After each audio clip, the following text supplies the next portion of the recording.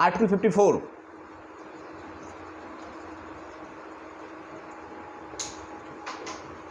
Article 54 election of president.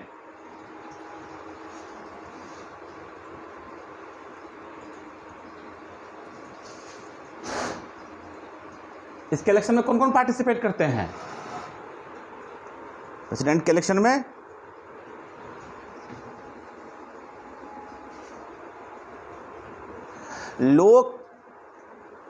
Lok Sabha के elected member of Lok Sabha और elected member of Rajya Sabha,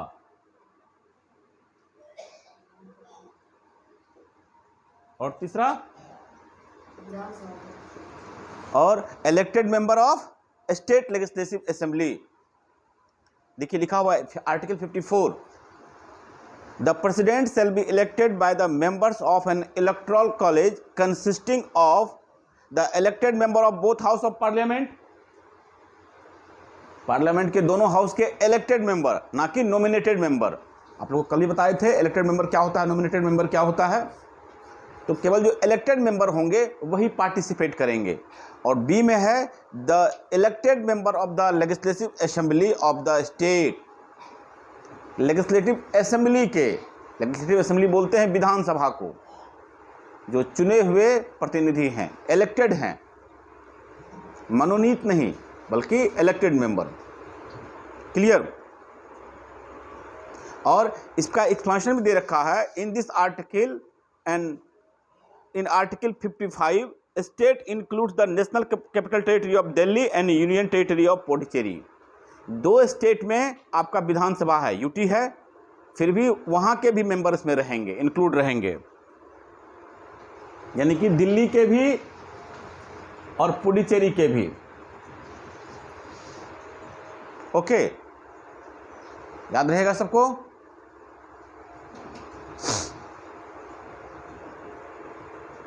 हाँ, next आ जाइए आर्टिकल 55। ये देखिएगा बड़ा अच्छा आर्टिकल है यह, article 55। Article 55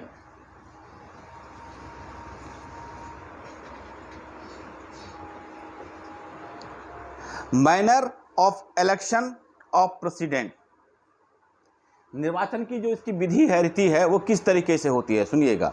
as far a practicable there shall be uniformity in the scale of representation of the different state of the election of the president। ठीक है, राष्ट्रपति के निर्वाचन में जो अलग अलग स्टेट के लोग दे रहे होते हैं, तो आपको कल भी बताए थे एक चीज़ कि अलग अलग स्टेट की पॉपुलेशन अलग अलग है, कोई स्टेट बहुत बड़ा है, कोई स्टेट छोटा है, तो उस हिसाब से उसके विधानसभा में जो है एमएलए है, उनकी संख्या है। अब उनका अलग अलग संख्या है, तो इसको क्या होगा, अलग अलग तरीके से उसको रिप्रेजेंटेशन मिलेगा, जो कि गलत हो जाएगा। तो उसको यूनिफॉर्मिटी के लिए क्या किया गया है, एक फार्मूला बनाया गया है। एक एमएलए की वोट की कीमत कितनी होगी, उसका फार्मूला है। तो आप लोग वो फार्मूला लिख लीजिए और आप लोग निकालिएगा। पॉपुलेशन ऑफ द स्टेट, जिस भी स्टेट के एमएलए के वोट की वैल्यू निकालनी है, population of the state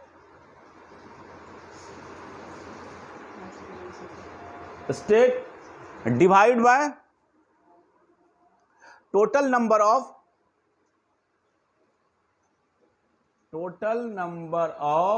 elected member, total number of elected members of the state legislative assembly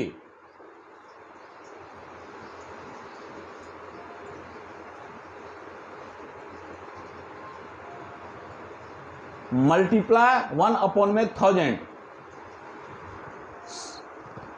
ये आपका फॉर्मूला है, राइट डाउन कर लो, उसमें नहीं लिखा हुआ है।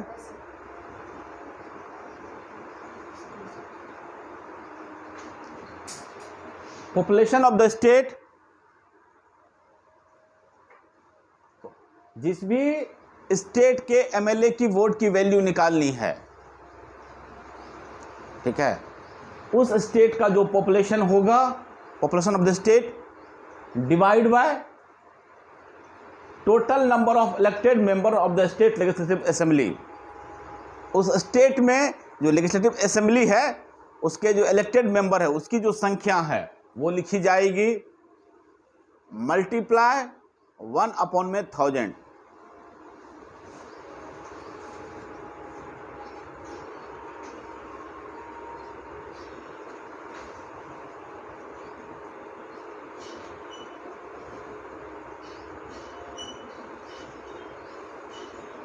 हो गया, लिख लिए। हाँ, अब एग्जाम्पल है, मान लीजिए कि एक स्टेट है कोई भी, उस स्टेट की पॉपुलेशन है आपको मान लीजिए कि 20 लाख, 20 लाख है। आप लोग 20 लाख ऊपर लिखेंगे,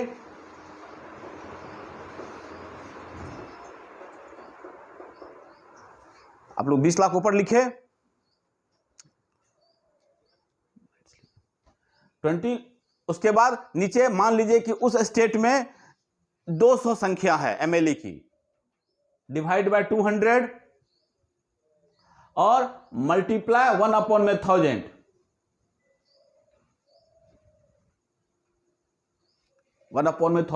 ये हो जाएगा आपको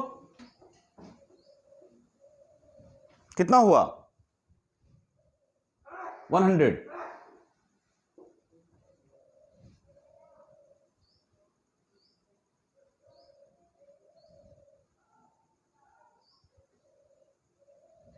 देख लीजिएगा, मल्टीप्लाई करके निकाल लीजिएगा जो भी होगा।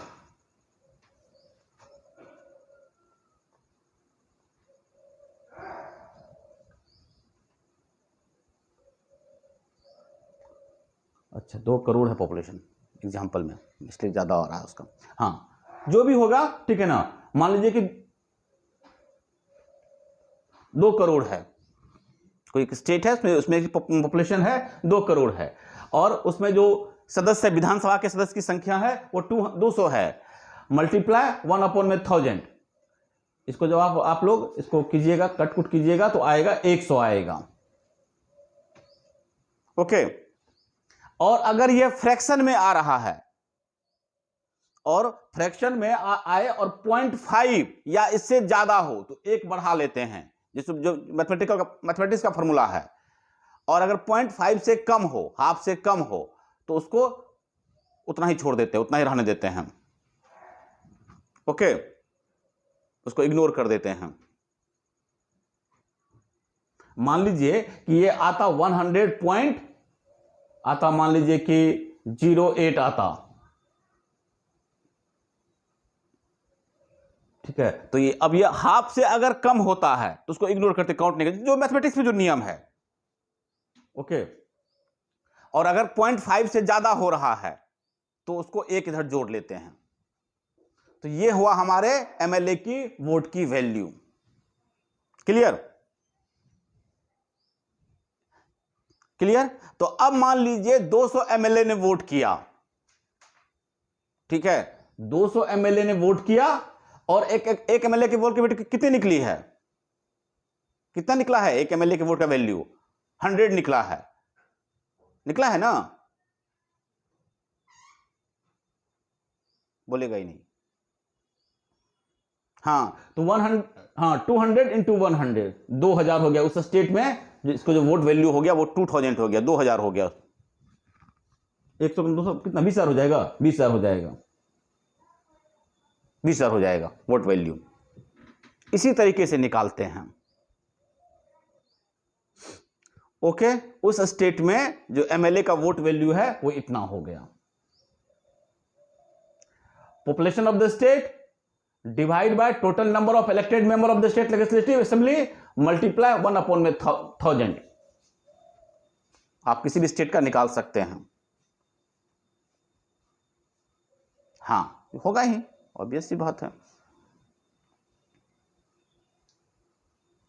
अब ये तो हुआ एमएलए का हो गया। अब एमपी का क्या है? अब एमपी का क्या है?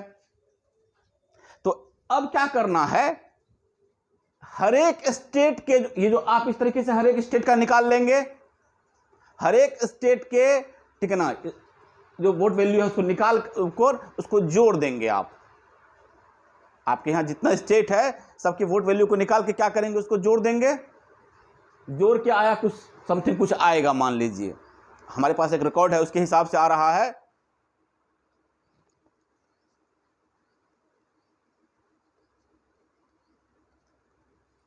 करो 7,07,00,000 आ रहा है, मान लीजिए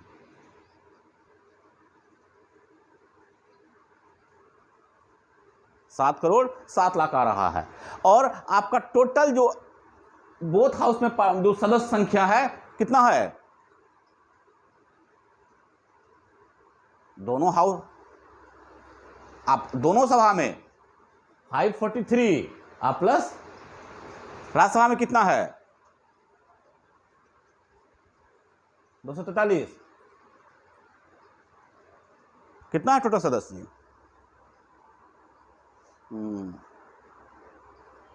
जो भी है, ठीक है ना, दोनों को जोड़ के, ठीक है ना, जितना होगा वो आप राइट डाउन कर लेंगे और उसको डिवाइड कर देंगे। एक एमपी के वोट का वैल्यू उतना ही होगा।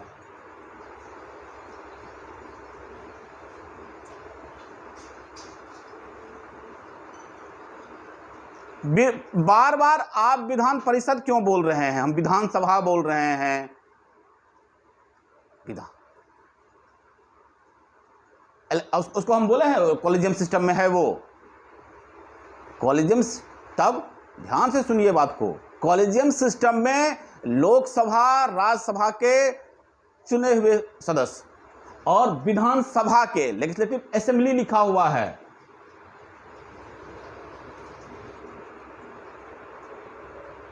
वो एमएलसी बोलते हैं उसको, विधान परिषद के सदस्य को। हम एमएलए बोल रहे हैं, एमएलए वो होता है मेंबर ऑफ लेजिस्लेटिव काउंसिल, उसको एमएलसी को बोलते हैं, विधान परिषद वाले को। कॉलेजियम सिस्टम में एमएलसी नहीं होते हैं।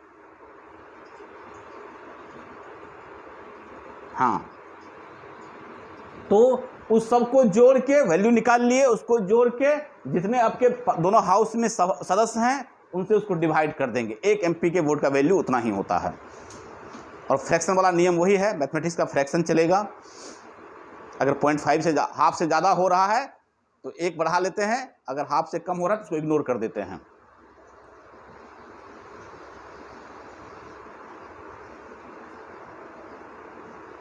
ओके,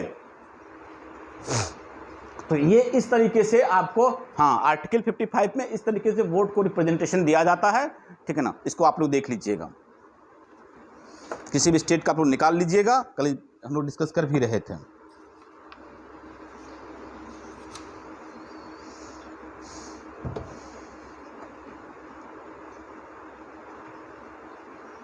इसके बाद एक तरीका और आप लोग जानते होंगे, प्रेफरेंस सिस्टम चलता है। जैसे कि दो कैंडिडेट खड़े हुए हैं तो प्रेफरेंशियल सिस्टम, आपको दोनों को कास्ट करना है, एक नंबर पे कौन रहेगा, दो नंबर पे कौन रहेगा। हाँ, सबको, जो जितने लोग खड़े, जितने कैंडिडेट खड़े होंगे सबको किया जाएगा। हाँ,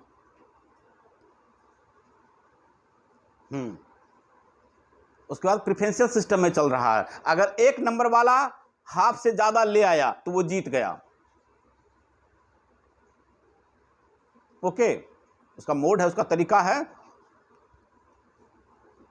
इसी को प्रोपोर्शनल रिप्रेजेंटेशन बोलते हैं। हम पढ़ देते हैं, सुन लीजिएगा।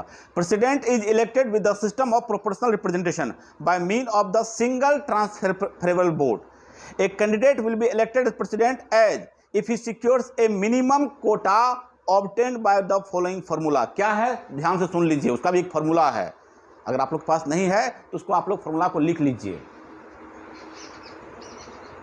क्या है फार्मूला, लिख लीजिए। Total valid votes, total valid votes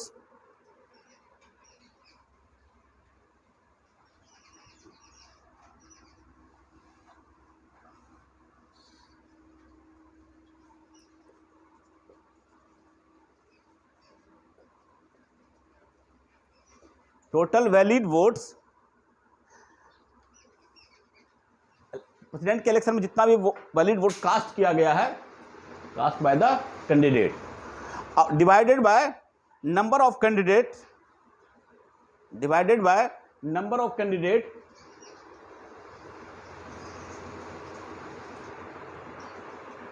जितने खड़े हुए हैं इलेक्शन में, candidate contested to the election as a president.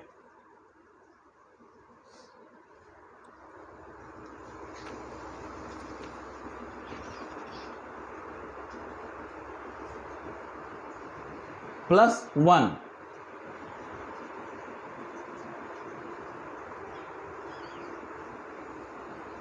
ये उसका तरीका है।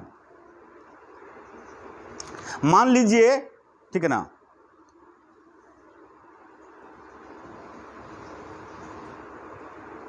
टोटल वैलिड वोट कास्ट किया गया 40,000, 40,000। ओके,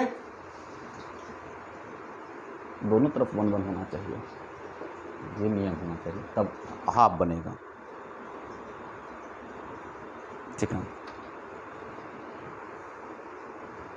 और नंबर ऑफ, एक ही कैंडिडेट खड़ा हुआ है मान लीजिए, तो 1 + 1 और यहाँ पे +1, यानी कि 20,000 एक वोट जिसको आएगा वह क्या होगा, सॉरी 2 होना चाहिए, तब तो हाफ निकालेंगे, तो एक ही, हाँ 2 हुआ यहाँ नंबर ऑफ कैंडिडेट, 2 कैंडिडेट खड़े हैं, 2 हो गए। हाँ चलिए, ये 20,000 एक वोट आएगा तो ही क्या होगा, वो कैंडिडेट जीतेगा, यानी कि हाफ से जिसको ज्यादा आएगा। तो 2 कैंडिडेट में तो कोई दिक्कत ही नहीं है, लेकिन अगर 3 कैंडिडेट खड़ा हुआ है तो, अगर मान लीजिए 3 कैंडिडेट खड़ा हुआ है,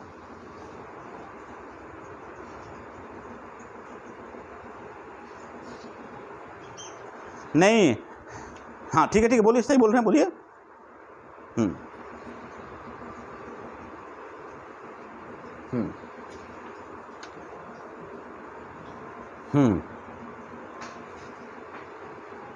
तो हाँ ठीक, लेकिन मेरा जो कोटा है, नियम क्या है, नियम ये है कि कोटा से एक वोट ज्यादा होना चाहिए, कोटा से ज्यादा वोट आना चाहिए। कोटा तो हम यहाँ तय कर दिए, 20,000 एक वोट आएगा तो टोटल वैलिड वोट जो कास्ट किया जाएगा वो है, मान लीजिए कैंडिडेट इस तरह से रहेगा तो कास्ट किया जाएगा। अब ए नाम के आदमी है, 3 आदमी खड़ा हुआ, एक उसको आया 15,000, बी को आया 18,000 और सी को आया 7,000,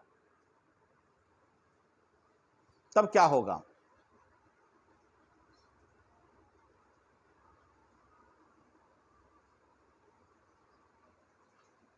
हाँ बाकी जो सबसे कम लाया है उसको एलिमिनेट कर देते हैं हम लोग। A candidate who has secured list number of vote will be eliminated and his vote will be distributed among A and B in accordance with the second preference indicated in the ballot paper recorded in the his favor, ठीक है ना। C को हटा देंगे और इसके vote को क्या करते हैं, ये प्रेफरेंस, ये भी तो प्रेफरेंस लिखा होगा ना, 2-3 करके, 1-2-3, एक वाला तो हार गया इसका, तो अब क्या होगा, इसका जो सेकंड प्रेफरेंस होगा उस रेशियो में क्या करते हैं, इसके वोट को ए और बी में जोड़ देते हैं, यानी कि इसके सेकंड प्रेफरेंस में जिसको रहा उसको 5500 आया, ये 7,000 वोट हुआ था ना, इसके जो सेकंड प्रेफरेंस थे उसके 5500 दिए उसने, और जो बाकी था तो 1500 हुआ, तो ना 7,000 हो गया 1500, तो यानी कि 5500 जुड़ जाएगा ए में प्लस 5500 और इसमें चला गया 1500, यानी ये हो गया 20,500 और ये आ गया आपको 19,500, तो ऑटोमेटिक ए जो है जीत गया।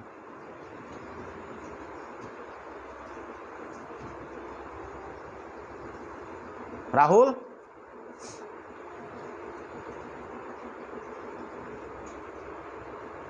हाँ इसमें ये तरीका होता है, क्योंकि क्या बोले कि उस प्रेफरेंशियल सिस्टम में देगा, एक वोट नहीं करेगा, वो ए नाम को लिखेगा, ए के सामने लिखेगा मेरा फर्स्ट प्रेफरेंस है, बी नाम पे लिखेगा सेकंड प्रेफरेंस है, सी नाम पे लिखेगा थर्ड प्रेफरेंस है मान लीजिए, तो जो फर्स्ट प्रेफरेंस पे रहा वो एक वोट हुआ जैसे, तो पहले इसकी गिनती हो जाएगा, तो ए वाले को कितना एक आया है वो गिन लिया गया, बी वाले को कितना एक आया है वह गिन लिया गया, सी वाले को कितना एक आया वो गिन लिया, तो वो हो गया आपका ओरिजिनल वोट। जैसे भी लिखे थे, ए को आया 15,000, बी को आया 18,000, सी को आया 7,000, ये गिने ना अभी हम लोग अभी, यानी कि वो एक नंबर पे रहा होगा, मतलब फर्स्ट प्रेफरेंस में रहा होगा इतना वोट। सबसे कम इसमें जिसको आया उसको एलिमिनेट कर दिए, ओके, उसके वोट को क्या किए, तो वो कितना लाया था, 7,000 लाया था। तो इसके बाद सेकंड चॉइस पर देखेंगे कि सी नंबर वाले को जो वोट आया था उसमें सेकंड चॉइस में ए वाले को सेकंड चॉइस कितना था, ओके, और बी को सेकंड चॉइस कितना था। तो उस रेशियो में उसको डिवाइड कर देते हैं और उसको क्या करते हैं, उसके नंबर को जोड़ देते हैं हम। सी को माना था फर्स्ट चॉइस, इतने लोग माने फर्स्ट चॉइस, और सेकंड चॉइस माने जितने लोग माने, उस रेशियो में उसको बांट के उसको सेकंड चॉइस को जोड़ देते हैं। सी वाला सेकंड चॉइस को ए में जोड़ देते हैं। सी के वोट वाले मतलब वोटर पर जो ए को सेकंड चॉइस मिला होगा उसको उसमें उस रेशियो से बांट कर उसको ऐड कर देते हैं। तो जो अगर क्रॉस कर जाता है, मेरा हमको 20,001 है मेरा कोटा मान लीजिए, तो उस कोटे से जो क्रॉस कर जाएगा, एक्सीड कर जाएगा, एक वोट भी एक्सीड कर जाएगा तो वह इलेक्टेड हो जाएगा। इसी तरीके से इसका फॉर्मूला है। क्लियर? बाकी अब फिर इसका फॉर्मूला का जो हम वो भेज देंगे आपको, देख लीजिएगा, पीडीएफ भेज देंगे, देख लीजिएगा। मैथमेटिक्स हाँ फॉर्मूला भेज देंगे, आप लोग निकाल लीजिएगा अपने से। चलिए, यहाँ तक कोई दिक्कत? आगे बढ़ते हैं हम लोग। नेक्स्ट आज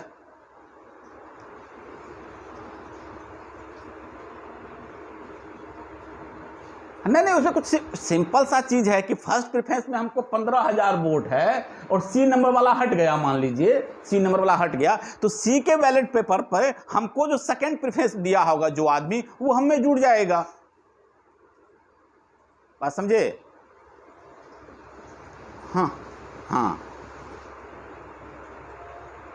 हाँ, सी को एलिमिनेट कर दिया, सी तो मैदान से बाहर हो गया, लेकिन सी का जो वोट है, ठीक है ना, उसको हम लोग क्या करेंगे, जितना फर्स्ट प्रेफरेंस मिला उस हिसाब से काउंट करके कि सेकंड वाला कितना है और थर्ड वाला कितना, उस रेशियो से उसको बांट दिए।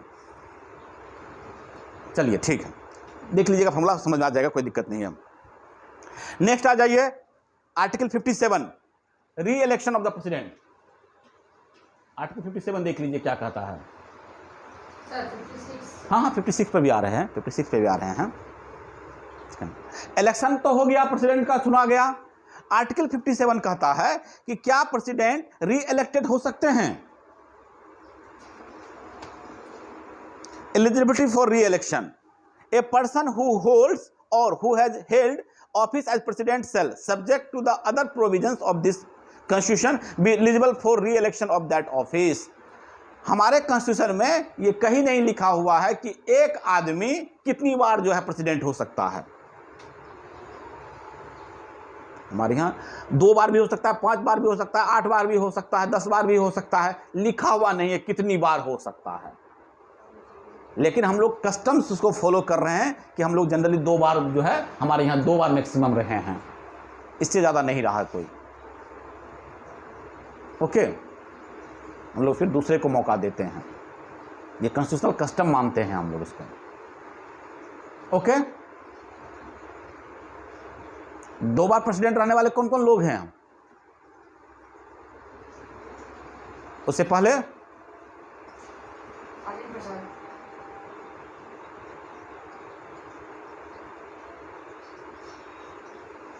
चलिए आप लोग लिस्ट देख लीजिएगा, हाँ लिस्ट देख लीजिएगा आप लोग। नेक्स्ट आइए 56, term of office of president.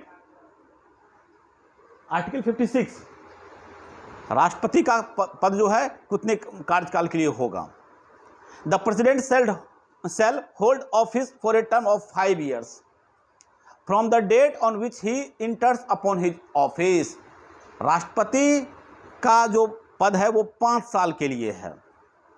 तो अब आपको इसमें कंफ्यूज मत होइएगा, हम लोग 5 साल कहाँ से जोड़ते हैं, तो इसमें जब ऑप्शन देता है बच्चे अक्सर गलती कर जाते हैं। जोड़ते वहाँ से 5 साल हैं जहाँ से वह इंटर करता है ऑफिस में। जिस दिन उनका इलेक्शन होके वो जीत जाता है उस दिन से काउंट नहीं करते हैं, याद रखिएगा। जिस दिन वो ओथ लेते हैं, इंटर हिज ऑफिस का मतलब होता है जिस दिन वो राष्ट्रपति पद के लिए शपथ लेते हैं, उस दिन से 5 साल काउंट होता है। क्योंकि आपको पहले भी बोल चुके हैं कि मतलब वो सीट वैकेंट होने से पहले, राष्ट्रपति का टर्म खत्म होने से पहले, एक्सपायर होने से पहले ही इलेक्शन हो जाना चाहिए। तो मान लीजिए 1 महीना पहले इलेक्शन हो गया तो वहां से काउंट नहीं करेंगे, बल्कि जिस दिन वो ओथ लेंगे। ओके, इसलिए ऑप्शन में जब रहेगा तो इसमें कंफ्यूज मत होइएगा। ऑप्शन में आया समझ में? हाँ, ये ध्यान रखिएगा, ऑप्शन में अक्सर गलती करते हैं बच्चे। दिखता है जिस दिन इलेक्शन जीता उस दिन से द प्रेसिडेंट। हाँ, तो कहता है कि 5 साल के लिए होगा, ठीक है, यहां तक कोई दिक्कत नहीं है। और जिस दिन वो ऑफिस में इंटर करेंगे उस दिन से काउंट करेंगे। इससे पहले भी सीट जो है वो वैकेंट हो सकता है।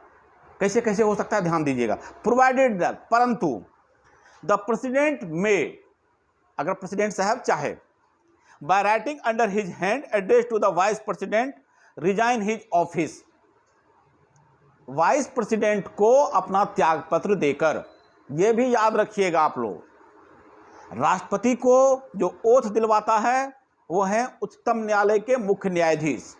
ये जानते हैं आप लोग, सुप्रीम कोर्ट के जो चीफ जस्टिस हैं वह राष्ट्रपति को ओथ दिलवाते हैं। लेकिन राष्ट्रपति जो अपना रेजिग्नेशन लेटर देते हैं वह वाइस प्रेसिडेंट को देते हैं। ये दोनों चीजें याद रखिएगा। और अगर चीफ जस्टिस नहीं रहेंगे तो कौन ओथ दिलवाएगा? हाँ, उनके बाद जो सुप्रीम कोर्ट के जो सीनियर, सेकंड नंबर के सीनियर मोस्ट होंगे वो ओथ दिलवाएंगे। चलिए, बी नंबर, एक तो सबसे पहला तरीका क्या है वैकेंट होने का सीट, वो क्या करेंगे, रेजिग्नेशन लेटर दे देंगे। किसको? वाइस प्रेसिडेंट को। सीट वैकेंट हो गया, राष्ट्रपति का पद खाली। सेकंड, बी नंबर है, द प्रेसिडेंट में for violation of the constitution be remove from office by impeachment in the manner provided in article 61। Article 61 में महाभियोग का प्रावधान है। आप जब हम लोग आर्टिकल 61 के पास पहुंचेंगे तो वहां देखेंगे कि महाभियोग किस तरीके से काम करता है। तो एक जो है, राष्ट्रपति को महाभियोग के द्वारा ही हटाया जा सकता है, ये चीजें याद रखिएगा। और उन पर जो महाभियोग लाया जाता है केवल एक ही ग्राउंड पे लाया जा सकता है और किसी ग्राउंड पे नहीं। वायलेशन ऑफ द कॉन्स्टिट्यूशन एकमात्र ग्राउंड है। अगर कोई राष्ट्रपति संविधान को वायलेट कर रहा है, संविधान से परे हटकर कोई काम कर रहा है, तो उस पर इंपीचमेंट लाया जा सकता है। दूसरे किसी और किसी कृत्य के लिए उन पर इंपीचमेंट नहीं लाया जा सकता है। ओके, अगर वो वायलेशन कर रहे हैं तो ही कॉन्स्टिट्यूशन का, तो ही उन पर इंपीचमेंट लाया जाएगा, यही ग्राउंड है। और उसका क्या प्रोविजन है, किस तरीके से होता है, कहाँ पे पेश होता है, वो हम लोग आर्टिकल 61 में जब पहुंचेंगे तब देखेंगे। C number, the president shall notwithstanding the expiration of his term continue to hold office until his successor enters upon his office. आपको बोले हैं कि 1 सेकंड के लिए भी पद खाली नहीं रहेगा, बार बार बोलते हैं आपको। तो ये तो हो गया कि 2 तरीका है कि वो हट सकते हैं, अपना रेजिग्नेशन दे सकते हैं और उन पर इंपीचमेंट लाया जा सकता है, नहीं तो 5 साल तक रहेंगे वो, जब तक कि उनका सक्सेसर नहीं आ जाएगा, यानी उनके बाद के जो राष्ट्रपति हैं वो नहीं आ जाएंगे जब तक, तब तक वह अपने पद पे बने रहेंगे। ओके,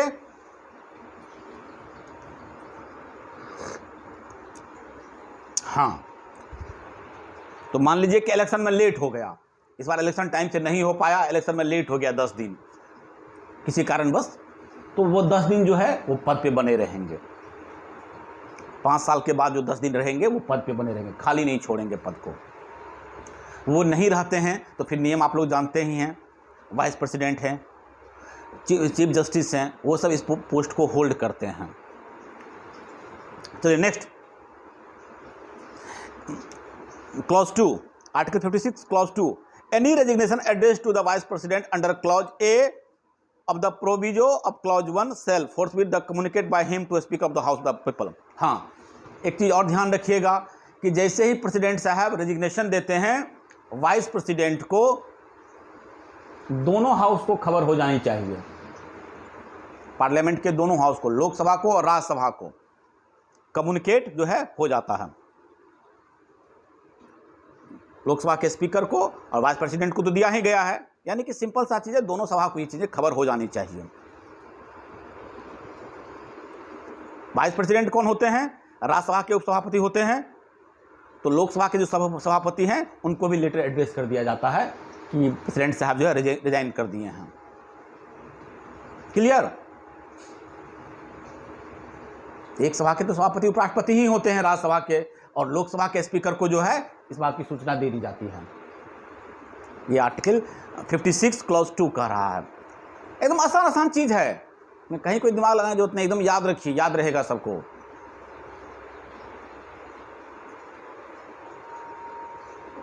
याद रहेगा कि नहीं? पढ़िएगा, याद रहेगा। नेक्स्ट आ जाइए। 57 पढ़ ही दिए, 58 कल क्वालिफिकेशन पढ़ ही दिए थे हम लोग, 59 पढ़ ही दिए थे हम लोग, कल के क्लास में 59 भी हो गया था। Article 60 oath or affirmative by the president, oath or affirmation by the president. Every president and every person acting as president or discharging the function of the president shall, before entering upon his house, make the subscribe in the president of the Chief Justice of India, or in his absence the senior most judge of the Supreme Court available, an oath or affirmation in the following form, that is to say, लिखा हुआ है, मैं अपना नाम बोलते हैं, ईश्वर की शपथ लेते हैं, ठीक है, वो सब लिखा हुआ है सारा चीज, एक फॉर्मेट बना हुआ रहता है, उस फॉर्मेट को वो पढ़ते हैं। आप लोग देखे भी होंगे ओथ लेते हुए।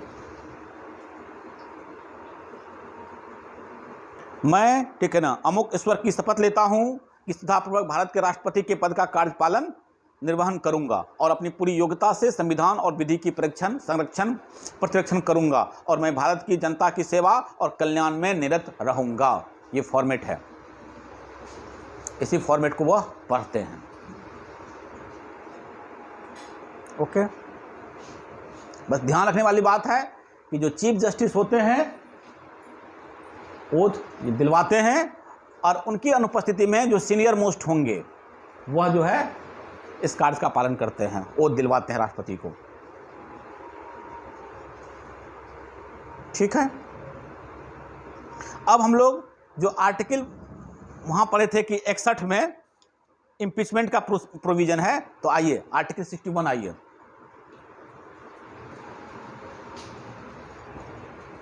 आर्टिकल 61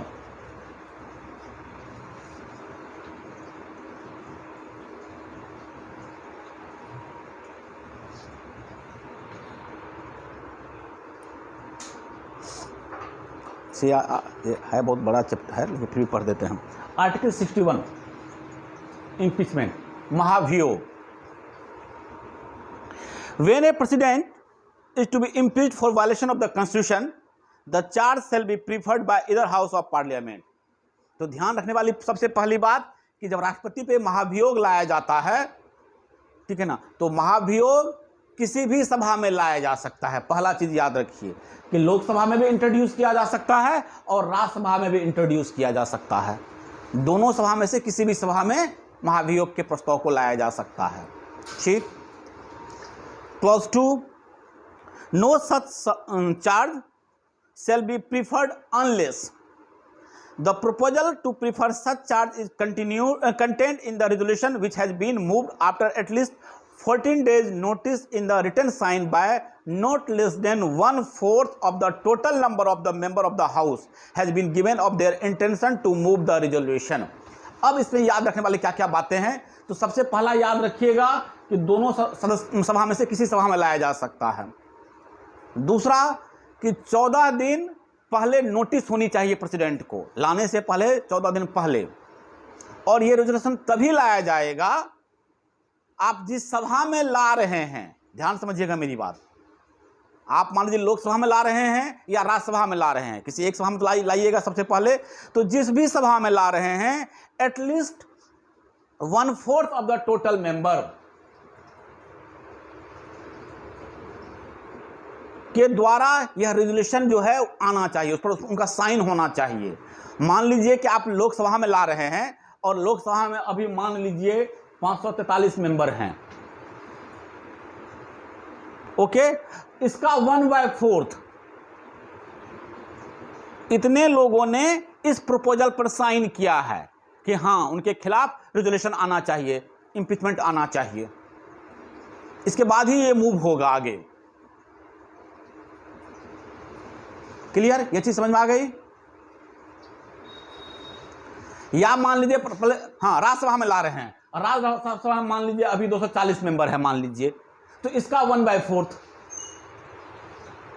ये जब प्रपोजल इतने लोग साइन कर देंगे तब प्रेसिडेंट को ये चीज 14 दिन पहले होगी, साइन कर देंगे, नोटिस चला जाएगा। अब 14 दिन के बाद काम शुरू होगा, यानी कि लाने से 14 दिन पहले इसकी नोटिस उसको प्रेसिडेंट को मिल जानी चाहिए।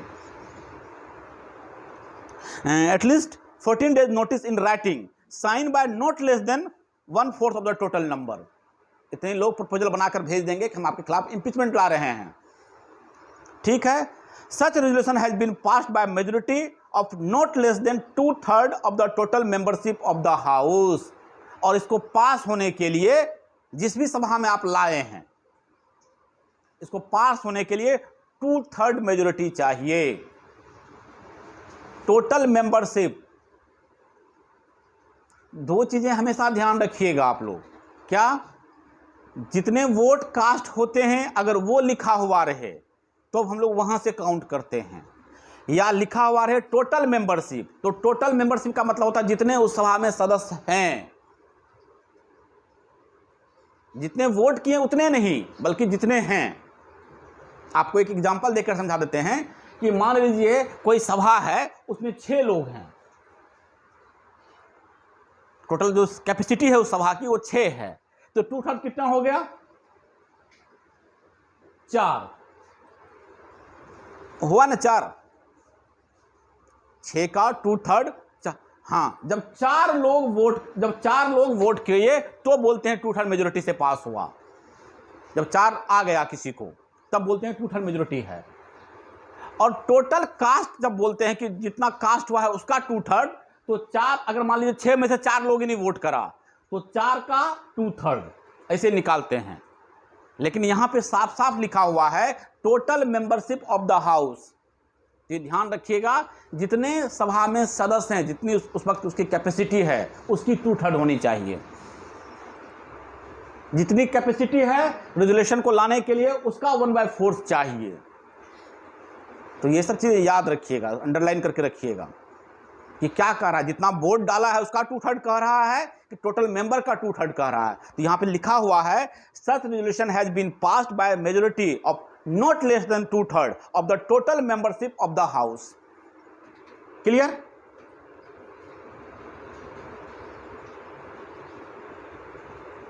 हाँ, अब clause 3, when a charge has been so preferred by either house of the parliament, the other house shall investigate the charge or cause the charge to be investigated, and the president shall have the right to appear and to be present at such investigation.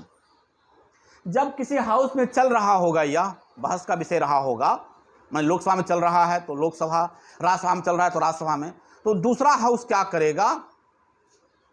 उस मामले की जांच करेगा। अगर लोकसभा में चल रहा है तो राज्यसभा उसकी जांच करेगा, और राज्यसभा में अगर ये मामला चल रहा है तो लोकसभा उसकी जांच करेगा। और जांच करने के क्रम में राष्ट्रपति को यह अधिकार रहेगा कि वह उस सभा में आके अपनी बात रख सकता है, या अपने किसी रिप्रेजेंटेटिव को भेजकर अपनी बात रख सकता है। जिस काम के लिए लाए हैं उसको, हम जिस काम के अगेंस्ट में उसके लिए लाए हैं कि आपने ऐसा किया इसलिए हम रेजोल्यूशन ला रहे हैं, हम आपके खिलाफ इम्पीचमेंट ला रहे हैं, तो उस काम के बारे में अगर उसको कुछ बोलना हो कि क्यों किए, कैसे किए, तो अपनी बात अगर रखनी हो राष्ट्रपति को, तो राष्ट्रपति क्या कर सकते हैं? अपनी बात उस सभा में रख सकते हैं। क्लियर?